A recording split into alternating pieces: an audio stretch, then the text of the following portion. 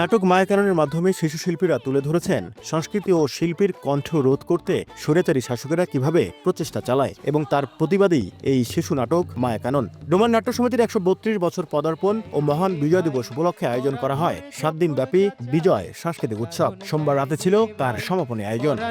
যখন যাচাই গাছে গাছে ডালে ডালে ফুটে প্রাণের কথা। বিভাগের ৮ জেলার নাট্য সংগঠনগুলো আঞ্চলিক ভাষার নাটক ও পালা নিয়ে ১৭ ডিসেম্বর থেকে অংশ নেয় এই সাংস্কৃতিক উৎসবে। দীর্ঘদিন পর এমন আয়োজনে খুশি দর্শক ও কলাকুশলীরা। দর্শক হিসেবে অনেক উপভোগ করছি আর অনেক ভালো ছিল। সব সাংস্কৃতিক যে পরিবেশনাগুলো ছিল, নাচ গান এবং শেষে যে নাটকটা হয়েছিল বাচ্চাদের, তো সব মিলিয়ে অনেক সুন্দর ছিল।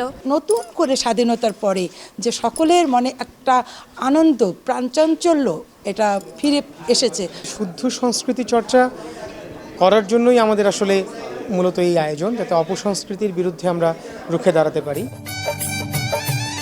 আয়োজকরা জানান, অপসংস্কৃতির আগ্রাসনে চরম সংকটে দেশীয় শুদ্ধ সংস্কৃতি চর্চা। তারা বলেন, শুদ্ধ সংস্কৃতির চর্চা এবং সাংস্কৃতিক কর্মীরা যখন প্রাণ খুলে কাজ করতে পারবে, তখনই একটি দেশে সাম্প্রদায়িক সম্প্রীতি বজায় থাকবে এবং বৈষম্যহীন রাষ্ট্র হিসেবে স্বীকৃতি পাবে। নাটক সমাজের প্রতিচ্ছবি এবং সমাজের যে বৈষম্য, অন্যায়, অপরাধ, রাষ্ট্রের যে অনিয়ম, দুর্নীতি, লুণ্ঠন, সেগুলোর বিরুদ্ধে কিন্তু নাট্যকর্মীরা তাদের নাটকের মাধ্যমে কিন্তু মেসেজ দিয়ে থাকে। যখন নাটক মঞ্চায়ন বন্ধ হয়ে যাবে, নাট্যকর্মীরা নাটক করা বন্ধ করে দিবে, যখন দর্শক থাকবে না, তখন কিন্তু দানবীয় শাসন কিন্তু প্রতিষ্ঠিত হয়। এমন আয়োজনে উপস্থিত থাকতে পেরে নিজেদের উচ্ছ্বাস ব্যক্ত করেন আমন্ত্রিত অতিথিরা। ডোমারে যে আমরা বলি যে অসাম্প্রদায়িক ডোমার এবং অসাম্প্রদায়িক যে বাংলাদেশ, যে তার একটি মডেল কিন্তু আমাদের এই ডোমার উপজেলা এবং সাংস্কৃতিক অঙ্গনেও আমাদের এত সফলতা, এই সব কিন্তু সম্ভব হয়েছে এই যে নাট্য সমিতিতে আপনারা যারা রয়েছেন। সুস্থ সাংস্কৃতিক অঙ্গনে মানুষকে নিয়ে আসবে, সব জায়গায় সবাইকে পাওয়া যাবে না।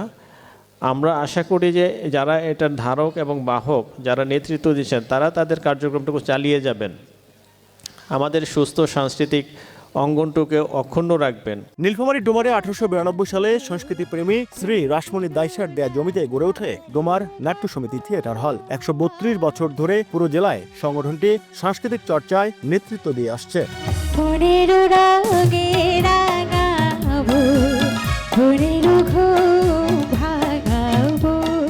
নাজমুল ইসলাম নিশাত, সময় সংবাদ, ডোমার, নীলফামারী।